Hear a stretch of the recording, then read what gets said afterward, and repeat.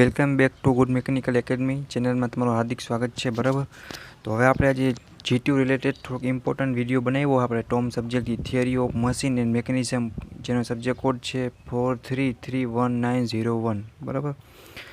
આ સબ્જેક્ટ માટે આપણે જીટીયુના પર્પઝથી તમને સારા માર્ક્સ આવે અને સારી રીતે પાસ થઈ શકો, તમને તકલીફ ના આવે, એટલીસ્ટ થર્ડ સેમ તમારું ક્લિયર થઈ જાય. બરાબર, એના માટે આપણે ટોમ સબ્જેક્ટ છે એના માટે જીટીયુમાં તમે પાસ થઈ શકો, સારા માર્ક્સ આવી શકે, એના પર્પઝથી આપણે આઈએમપી પ્રશ્ન તૈયાર કર્યા છે. તો એ તમારે પ્રશ્ન જ્યારે પણ તમે જીટીયુ દેવા જાઓ એની પહેલાં તમારે એકવાર આ પ્રશ્ન કરીને જવાના છે. બરાબર, કે તમને ક્યાંય જીટીયુમાં વાંધો નહીં આવે પાસ થવામાં. જો થર્ડ સેમેસ્ટર મિકેનિકલમાં ટોમ છે, ટીડી છે, એસએમ 3 સબ્જેક્ટ એવા છે કે મોસ્ટ ઓફ બેકલોગ કેટી આમાં આવતી હોય છે અને આવે છે પછી નીકળતી નથી. એવા ઘણા લોકો છે, કોક જ હોય છે કે જે બેકલોગ થયા પછી કેટી ના થઈ અને પાસ થઈ જાય. બરાબર, તો આપણે 3 સબ્જેક્ટ એવા ગયા, કોઈને પેપર સહેલા ગયા હશે, કોઈને હાર્ડ ગયા હશે, પણ કાંઈ વાંધો નહીં, જે થઈ ગયું થઈ ગયું. બરાબર, હવે આપણે શું કરશું કે ટોમ સબ્જેક્ટ છે આ પણ એક થોડોક કહેવાય, આની થિયરી થોડીક એવા ટાઈપની હોય છે કે થોડુંક તમને એકવાર પ્રોપર વાંચી જાવ એટલે તમને યાદ રહી જાય. બરાબર, તો એ પર્પઝથી આપણે એવા સબ્જેક્ટ છે આપણો મિકેનિકલનો. બરાબર, આપણે એકવાર પાસ તો થવું જ જોશે. થર્ડ સેમ ચાલુ થયું એટલે મિકેનિકલના સબ્જેક્ટ બધે આવશે.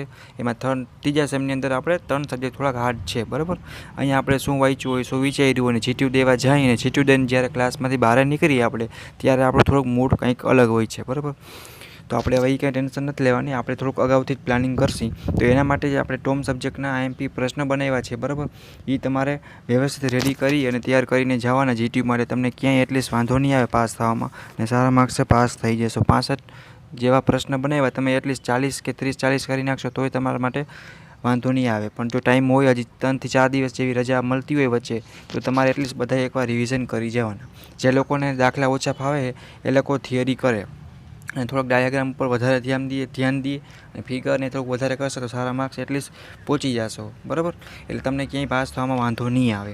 અને ડિસ્ક્રિપ્શનની અંદર આની આપણે આઈએમપી પ્રશ્નની પીડીએફ તરીકેની લિંક પર નાખેલી છે, તો જે લોકોને જોતી હોય એ લોકો અહીંયા જઈ અને ડાઉનલોડ પણ કરી શકે.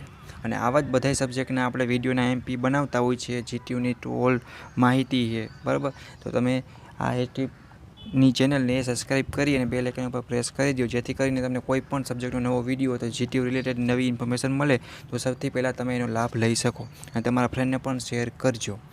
બરાબર, એટલે એટલીસ્ટ એને થર્ડ સેમ આરામથી ક્લિયર થઈ જાય. થર્ડ સેમ જ એક એવું છે કે ત્યાંથી જ આપણે ડિપ્લોમા પાસ થવા માટે વચ્ચે અટકાવતી એક પાડ હોય તો એ થર્ડ સેમેસ્ટરના 3 સબ્જેક્ટ સ્ટ્રેન્થ ઓફ મટીરિયલ અને થર્મોડાયનેમિક. બરાબર, અને બીજો આપણો ટોમ. એટલે તમારે એટલીસ્ટ એ પર ટેન્શન લેવાની તમારે જરૂર નથી. એટલીસ્ટ કરેલા પ્રશ્ન તમે કરી જાઓ અને જે લોકોને આ થઈ જાય એ લોકો જીટીયુના આ પેપર પણ સોલ્વ કરી નાખે. બરાબર, તમે વિડીયોને સપોર્ટ માટે લાઇક, શેર અને સબસ્ક્રાઈબ કરો અને તમારા ફ્રેન્ડને પણ મોકલો. All the best exam. Thank you, bye bye.